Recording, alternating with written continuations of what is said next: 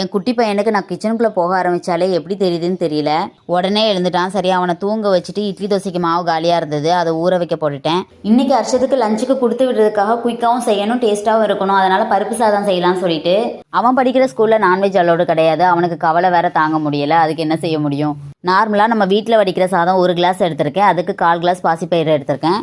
இப்போ இதை வாஷ் பண்ணிவிட்டு ஒரு 10 நிமிஷம் ஊற வச்சு எடுத்துக்கிடலாம். இன்றைக்கி நான் குக்கரில் தான் செய்ய போகிறேன். கொஞ்சமாக ஆயில் சேர்த்துட்டு கடுகு உளுந்தம்பருப்பு பொரிஞ்சதும் கூடவே வெங்காயம் பச்சை மிளகாய் சேர்த்து வதக்கிட்டு தக்காளியும் 4 பல்லு பூண்டு சேர்த்து நல்லா வதக்கி எடுத்துக்கிறேன். இப்போ 1 ஸ்பூன் சாம்பார் பவுடர், 1/4 ஸ்பூன் மஞ்சள் பொடி சேர்த்து வதக்கிட்டு அரிசியும் பருப்பும் சேர்த்து 1/4 கிளாஸ் எடுத்திருந்தேன் இல்லையா, அதனால் 4 கிளாஸுக்கு தண்ணி சேர்த்துக்கிறேன். கொதிக்க ஆரம்பிக்கும் போது ஊற வச்சு எடுத்துக்கிட்டு அரிசியும் சேர்த்துட்டு கொஞ்சமாக மல்லி இலையும் சேர்த்துக்கலாம்.